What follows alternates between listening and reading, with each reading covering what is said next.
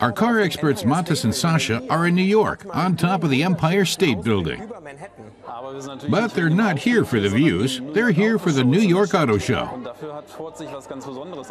Ford has a Mustang on show up here on the 86th floor. It had to be completely taken apart to get it up here. The guys are impressed. We take a look at how they did it. Each part had to be brought up by elevator. It's precision work. They didn't bother with the engine, as this car is going nowhere. It's sitting pretty in the world's most spectacular parking spot. The auto show itself took place elsewhere in the city, and there as well, Ford had a strong presence. But our experts were more interested in German car makers. Mercedes brought the new C-Class along, but the highlight for Matas is the S63 AMG Coupe. Und das wurde schon am Vorabend der Messe hier präsentiert. The new model exudes power and pace. Mercedes tested the car on the famous Nürburgring track. Mercedes AMG boss Tobias Müller says it can go around the North Loop in 8 minutes. That time demonstrates the car's agility and dynamism. The front of the car is dominated by the three-dimensional radiator grille and new front apron. Special wheels were developed for the new model, likewise sporting the AMG badge. Eye-catchers at the back are the shiny black diffuser and quad exhaust pipes. BMW also made waves at the show. They showed off their new compact crossover SUV, the X4, built in the U.S. That's the X4, made in Spartanburg, and of course, building on the success of all the other X products we brought into the marketplace over the last few years. This car is really set, I think, for great success. The X4 combines all the typical features of a BMW with the sporting elegance of a classic coupe. But the car maker also introduced an even sportier model, the new M4 convertible. It's kitted out with a 3-liter 6-cylinder engine. The numbers are impressive. With 431 horsepower and 550 Newton-meters of torque, the car can go from 0 to 100 kilometers an hour in just 4.4 seconds.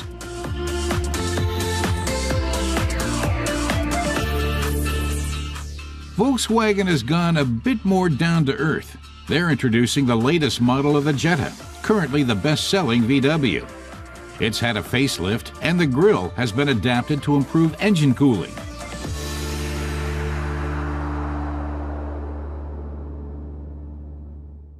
Michael Horn of Volkswagen says his company has done a good job on the exterior by freshening up the design. It looks wider and deeper, but also more dynamic and sportier. And inside, there are differences too. VW is particularly proud that they've improved the car's safety standards.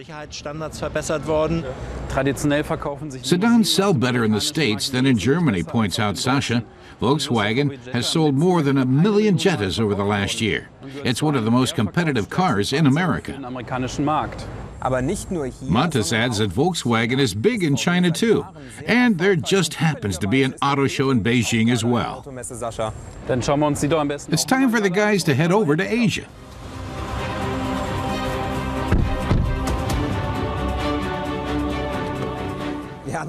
New York to Beijing is a hell of a drive, so Matas and Sasha caught a flight instead. Now they're at the Auto China 2014 with a new Volkswagen Touareg. There's also a new midsize coupe concept car. It should give an idea of what direction the company will take in the near future. Volkswagen enjoys a great tradition in China, with a presence there going back more than 25 years. The new midsize coupe was designed by Klaus Bischoff and his team in Wolfsburg. It could shed some light on how the new Passat CC will look. It's a little broader than the current Passat and shorter than the new Jetta. With its long hood and short overhangs, it's reminiscent of the Scirocco too.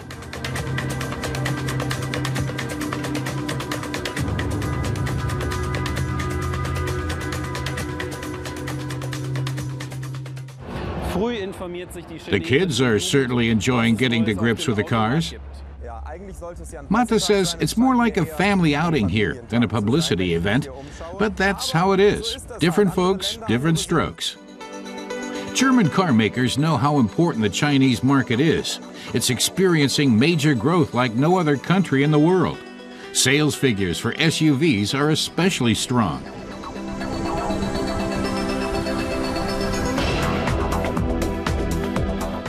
Audi has latched onto this. They've introduced a TT off-road concept car, which combines the power of a sports model with the extra space of an off-roader. It's also a plug-in hybrid, making it environmentally friendly. Audi's Ulrich Hackenberg says they use intensive filtration systems to keep dust and dirt out of their cars and stop them getting inside in the first place. That's particularly important in a city like Beijing with its serious pollution issues. It means customers get some respite from the smog when they get into their cars.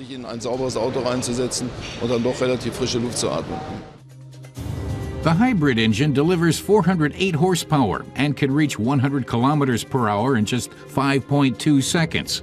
And it uses less than 2 liters of fuel over 100 kilometers. Porsche had some beauties on show. There were premieres for 2 new GTS models. The new Porsche Boxster GTS and the new Porsche Cayman GTS. The new cars are at the top of their respective ranges.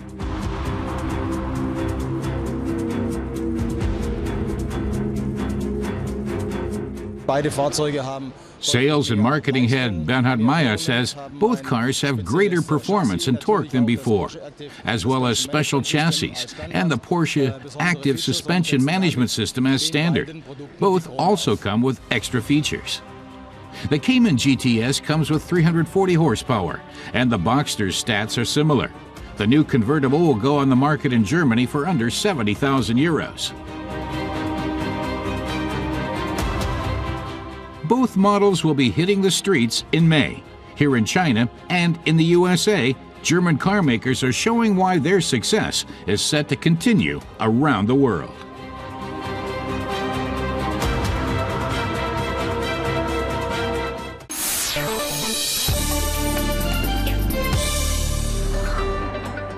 The C-Class was launched back in 1993, the smallest rear-wheel drive Mercedes and the car maker's representative in the compact executive range. The new edition is now the first in its class to boast adjustable air suspension. The C-Class has also been stripped of a good few pounds to further improve its handling, with the hood, trunk lid, and roof now made of aluminum. Intelligent lightweight engineering led to a weight reduction of 100 kilos, explains Markus Kerbe. Mercedes managed that by using a lot of aluminum. A door made of aluminum weighs under 10 kilos, for example. Compared to the previous model, that's a weight saving of 30%. Im Vergleich zum Vorgänger ist es eine Gewichtseinsparung von 30%. The biggest benefit for owners from that lightweight construction and lowest aerodynamic rating in its class is fuel economy. We tested the C220 BlueTech diesel, which consumes just 4 liters for 100 kilometers. CO2 emissions are low at 103 grams per kilometer, while the top speed is high at 234 kilometers per hour. Most of those who've tested the new C-Class are impressed. Journalist Michael Schmeichel loves the road holding and grip. It's been built around the driver, making you and the car one.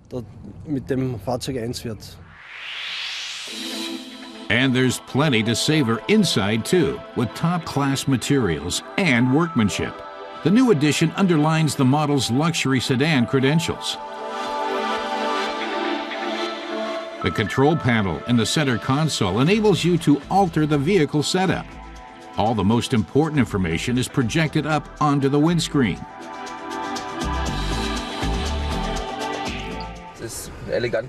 It's got nice dimensions. You can see everything thanks to this head-up display at just the right height. We take it to the track to test the new safety features. First, the braking assist. The radar sensors measure the distance to vehicles in front. If there's a risk of collision, you get a warning 2.5 seconds beforehand. If the driver brakes too softly, the car will automatically increase the braking pressure. For those 10% of cases in which the driver reacts too late or not at all, we're going to demonstrate what happens. Das wollen wir jetzt hier demonstrieren. Das heißt, ich werde jetzt so tun, als wäre ich ein abgelenkter Fahrer. We're doing 70 kilometers per hour, approaching a slower vehicle, and I'm distracted by talking to you. I'm taking my feet away from all the pedals to show how the car applies the brakes itself. Dass unser Fahrzeug selber abbremst. The system works in 3 phases. First came the alert, then the car slowed down with around 60% of the braking power. Once a collision would otherwise be unavoidable, it slams on the brakes. The system also detects pedestrians, whether they're standing in the middle of the road or suddenly emerging from behind an obstacle. There's also a rear-view camera that can also trigger the brakes if necessary. And if an obstacle previously hidden from view by the vehicle in front suddenly appears, the safety system will engage.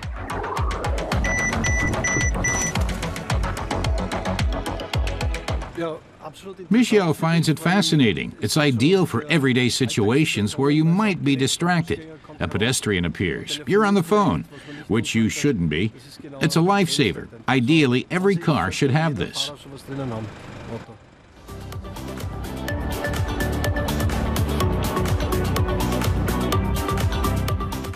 Safe, swift, comfortable, and economical. The new C-Class has it all.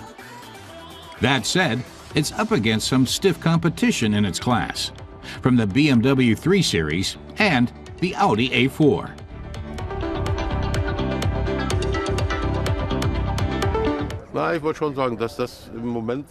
Car reviewer Hermann reckons this car sets a benchmark. It's sportier than a BMW, and normally the 3 Series would be setting the standard in this class, as far as smooth handling is concerned. And it certainly makes the Audi A4 look as old as it in fact is. Hammond says the C-Class is the car to beat in its class. Those standards come at a price, of course. The new edition will go on sale in Germany for at least 33,500 euros. Our test car with the smallest diesel engine costs 38,675 euros.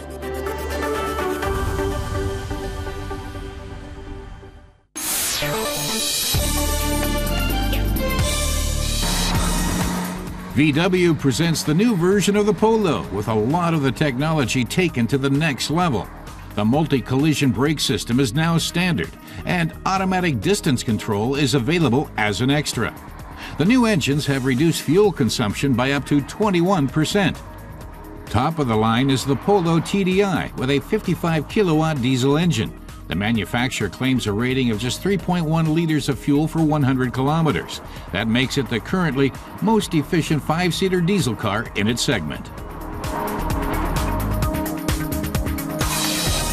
The first Nissan Qashqai was a huge success. The second generation of this crossover inherits a sterling legacy. Instead of its previous polite and rounded design, Nissan has made the Qashqai brawnier and sharper with mean-looking headlights. The new Qashqai enters the market with a choice of 2 diesel engines and 1 gasoline unit, all developed in collaboration with Renault. The new generation, like the old, has 3 different equipment packages: Visia, Accenta, and Tecna. But all-wheel drive is available only with the bigger of the 2 diesel engines, which produces 96 kilowatts.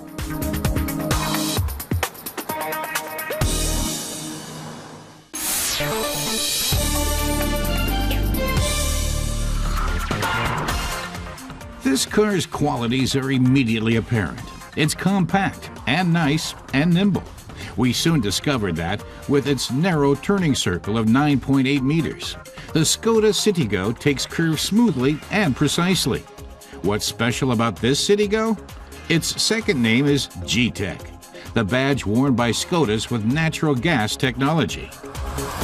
The engine is very fuel efficient, says our car tester Frank. The Skoda G-Tech burns just 2.9 kilograms of natural gas per 100 kilometers.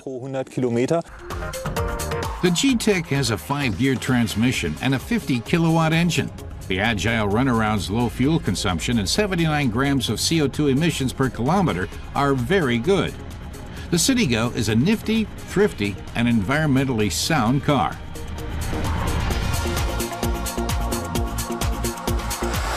Volkswagen says this rather curvy stretch demonstrates how directly the steering responds. He says the seats are fairly hard, but still comfortable. He wishes they'd provide a bit more lateral support, but after all, this car wasn't designed for racing.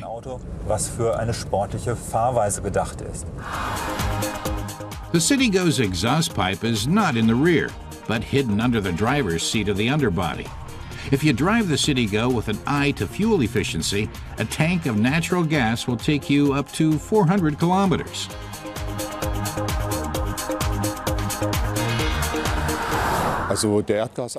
Skoda's sales manager in Germany, Günther Riedel, notes that even with an average driving style, burning natural gas produces very low levels of soot and CO2. So the Citigo G-Tech is very environmentally friendly. It's a monovalent vehicle, which means it's designed to run entirely on natural gas. But the car does have a 10-liter gasoline reserve. The natural gas engine sounds no different from a gasoline or diesel engine, and the car's external appearance is also indistinguishable from the conventional Citigos.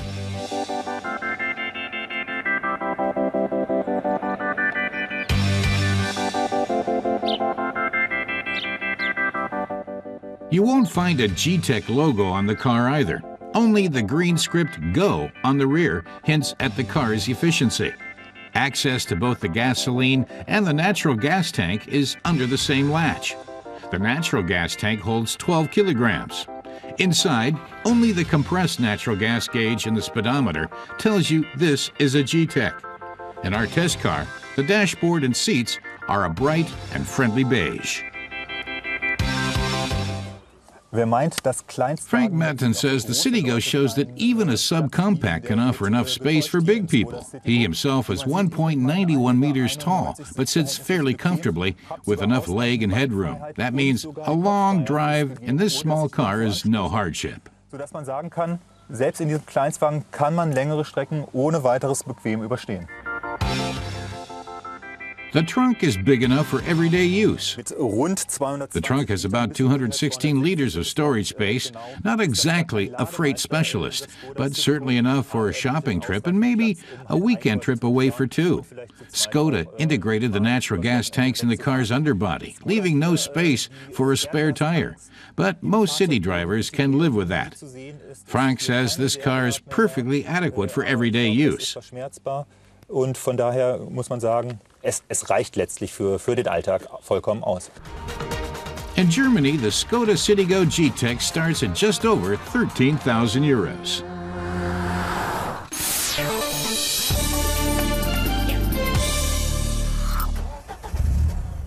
The Melco RS 1000 isn't a car for everyday driving. Its suspension is very hard, and there's little noise damping. Still, this vehicle is something special. It was the only series production sports car ever made in communist East Germany. Volkswagen Polo owns the last one ever made. He says what makes the car fun to drive is that it's just over 1 meter tall. So you're literally sitting 10 centimeters over the road and have a very interesting perspective. And of course, there's the mid-engine with its rear transmission. He says weather and other conditions permitting, the car drifts nicely. 101 Melco RS were built between 1969 and 1984. Many Wartburg parts went into their construction. That's why the Melco is often called a wolf in sheep's clothing, because it looks faster than it actually is. Depending on the engine, it can reach between 160 and 210 kilometers an hour. Volkmar explains that Heinz Melkus developed the car in 1969. It was East Germany's answer to Western race cars. The RS 1000 had a fiberglass body with an aluminum skin. It used lots of standard parts from the Wartburg 353, like this turn signal. The car's chassis was based on that model, too. Krispik says, here, there's the steel frame with independent suspension. There are the disc brakes on the front axle. It's all mechanically operated. No brake booster, no power-assisted steering. The car's front brakes, wheel suspension, floor pan, and braking system are also taken from the Wartburg 353. The gold-wing doors give the Melkus an exotic look for a communist-era vehicle. Krispik points out the two separate gas tanks above the rocker panel, one on the left and one on the right, which holds 25 liters apiece. The steering, instruments, transmission, and electronics are also borrowed from Wartburg. Krispik shows us another special thing about the Melkus. The ride height of the seats can be adjusted. After lifting the seat to the desired position, a wooden board is laid under it. Here it's high, now it's low. It's practical and simple. Krispik notes that the engine is located ahead of the rear axle and the transmission behind. This model from 1984 was fitted with a 102 horsepower engine with a curb weight of 680 kilos. That made for a sporty drive. But this car's engine isn't the original one. Instead of the standard Wartburg 3-cylinder, this Melkus is powered by a 4-cylinder BMW engine. Plenty of power combined with a light weight makes for great driving performance. But drivers should be careful not to push the Melkus past its limits.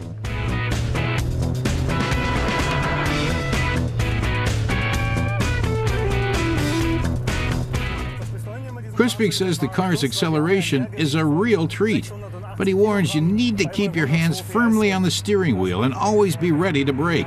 Because, as he said before, the car has no brake boosters, and the engine is a bit too powerful for the series production Wartburg brakes. Und es ist eigentlich für die Bremsen, die aus einem Serien Wartburg stammen, ein wenig übermotorisiert. Also Aufmerksamkeit ist eigentlich das Wichtigste bei diesem Fahrzeug.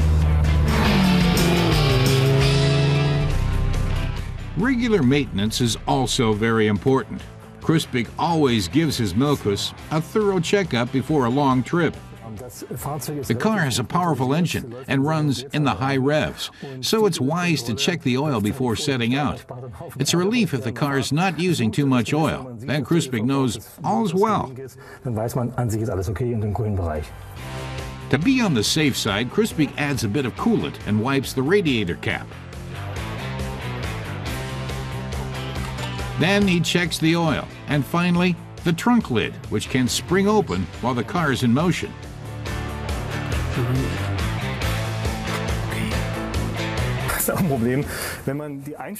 Krispik says that can happen if you don't monitor the tension of the Bowden cables.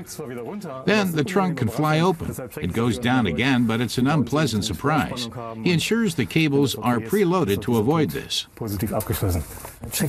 He also checks the insulation here, which sometimes comes loose, especially in hot weather. But it's in place, so everything's wonderful.